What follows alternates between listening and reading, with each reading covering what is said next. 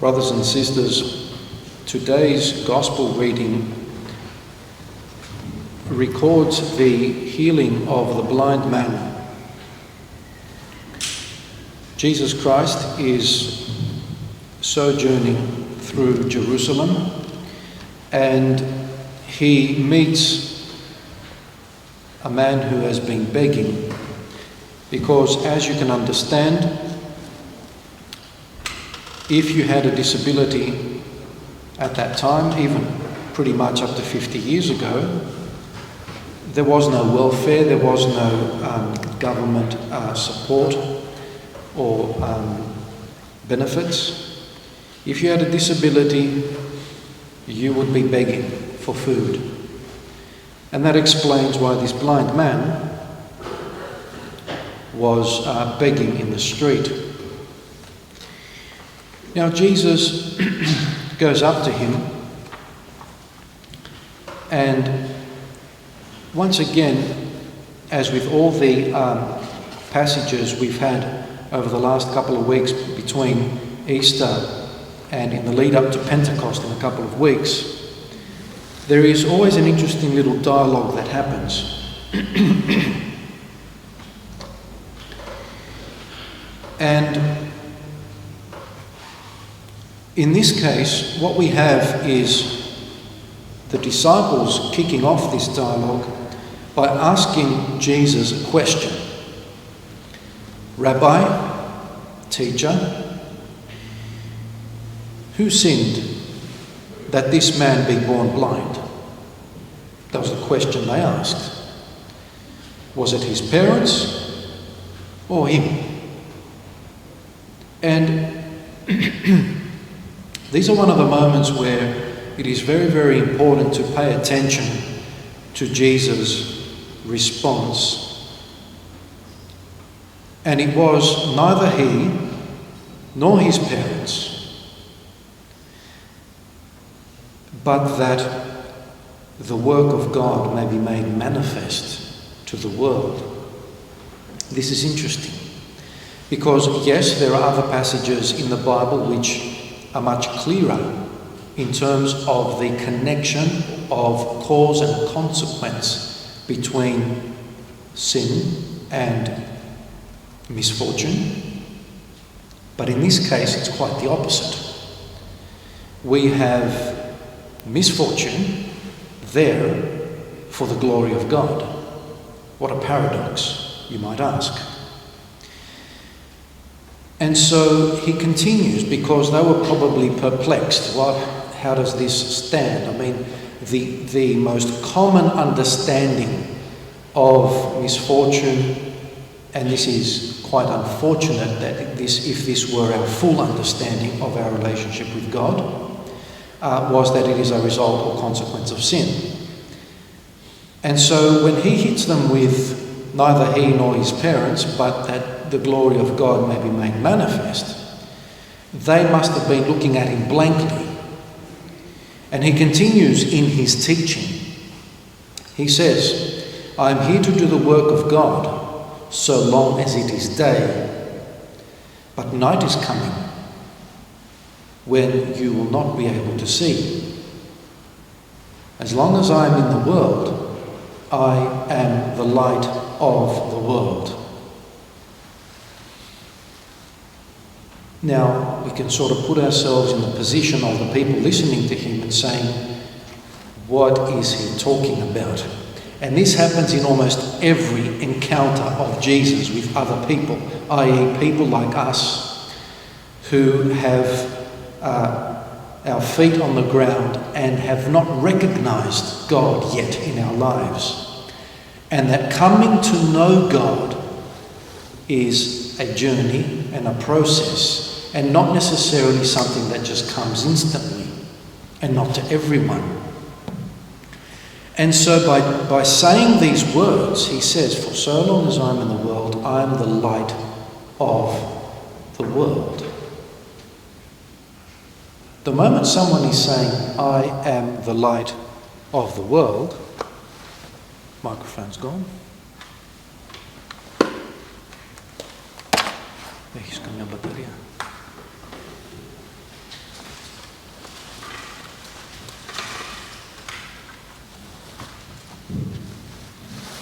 Our microphones have the coronavirus today. The moment Jesus says that he is the light of the world, that's saying and revealing his divinity. Who else can say that? Who else can say, I am the light of the world? That just doesn't stand for any mere mortal. And so, as with the other passages since Easter, we have a revelation by Jesus himself that he is divine. And today's passage is 2 or 3 of those revelations. That's the first one, where he says, I am the light of the world. Only God can say that. It's the first one.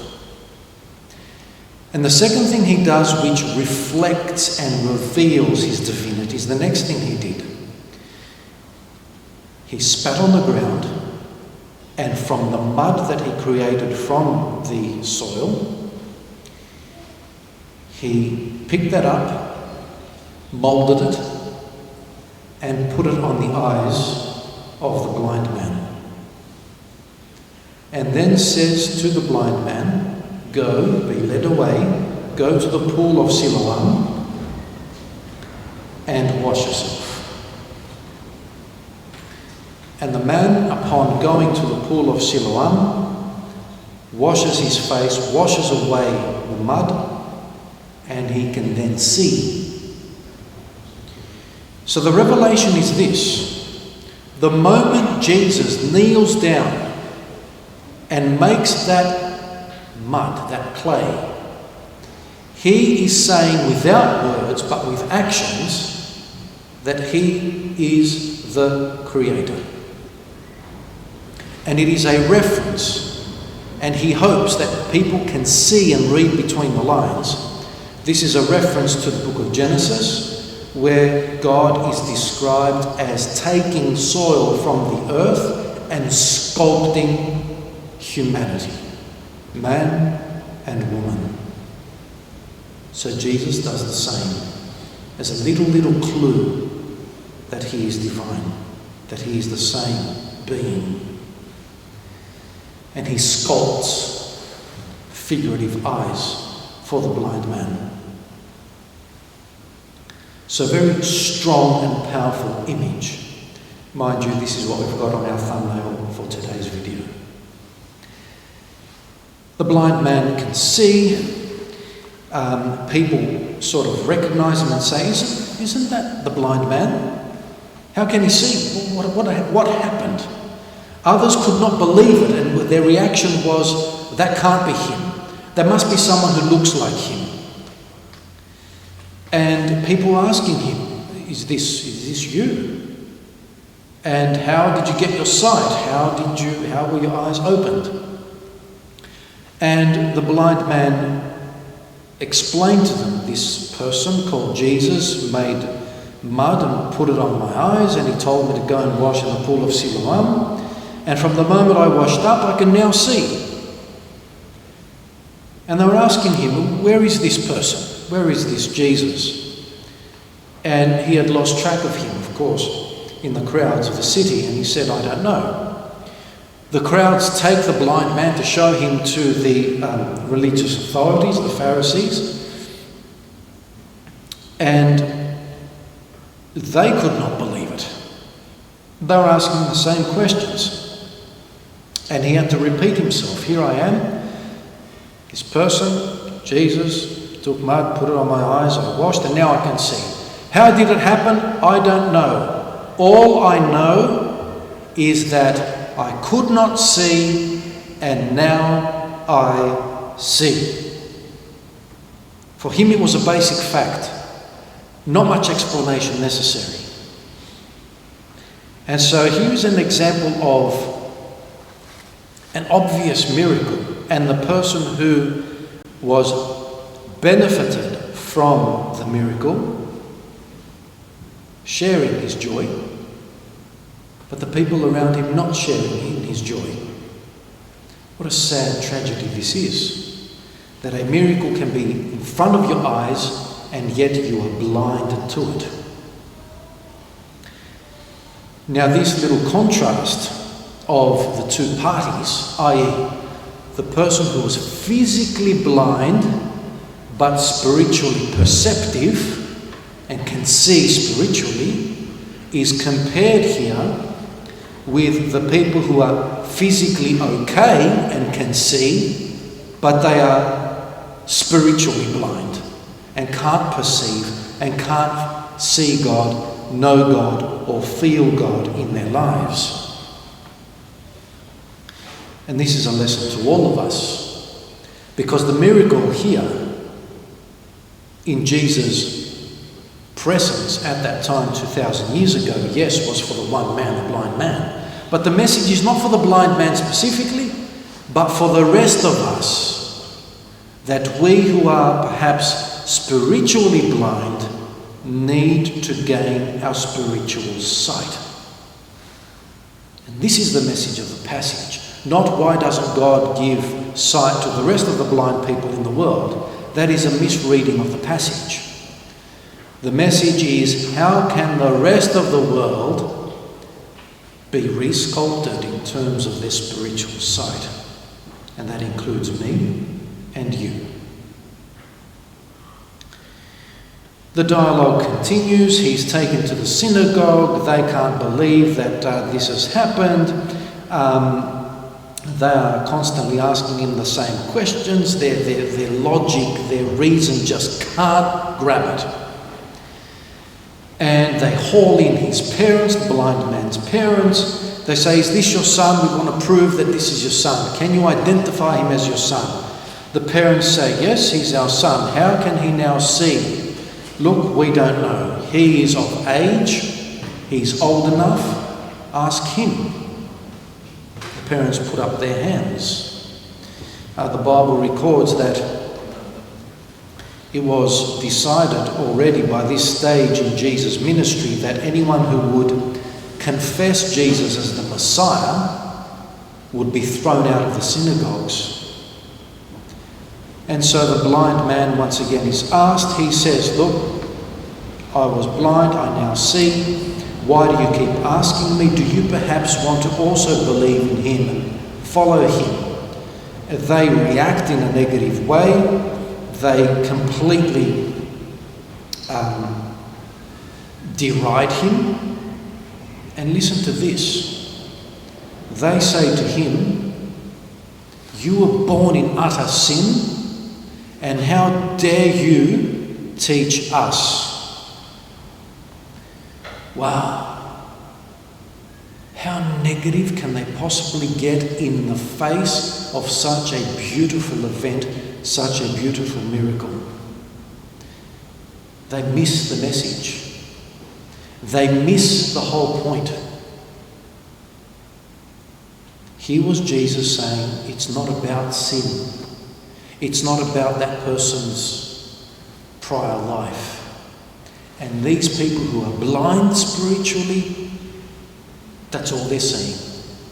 You were born, and they're pointing the finger at this poor person who has come through with a beautiful spiritual turnaround. And they're pointing the finger and saying, how dare you teach us? Spiritually blind indeed. And this is a message for all of us. And when I say us, I mean the clergy, people in leadership, people in authority, people who are, the religious leaders of the community or of the church, that we can often be in the position of those Pharisees. How often we priests, and this is a sobering lesson for all of us clergy, how often do we react negatively to people's positive desire to be close to God? They may not be able to express it the way we might like them to, but they are still drawn, they are still attracted, they are still brought close to God in their own way, and we have to help them see the greater light, help them come even closer, and help them perceive things even better, and help them along. Not to say to them, and react against them and be arrogant towards people and to not take their opinion or their criticism perhaps. Sometimes we priests can lose track of the fact that we are equals with the people in our community and we can't take criticism. And so this is a lesson for us clergy specifically.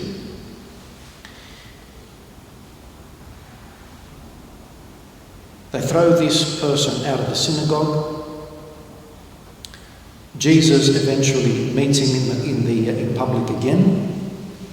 He knows that they threw him out of the synagogue. You can imagine his pain, the former blind man's pain, that he was completely marginalised from the community as a result of his coming close to God. His coming to faith was rejected by a supposedly faith community. Imagine the rejection he felt. So Jesus finds him again. And as with the paralytic a week or two ago, we have stages in the person's coming to know God. So this was a second encounter. And Jesus asks him, "Do you believe in the Son of Man?" Now the phrase, the Son of Man, is an Old Testament phrase, and it's a reference to the fact that the Messiah is going to be a representative of all of humanity and will stand in the place of humanity. So Son of Man, Ios tu Anthropou, the Son of humanity, the representative of humanity.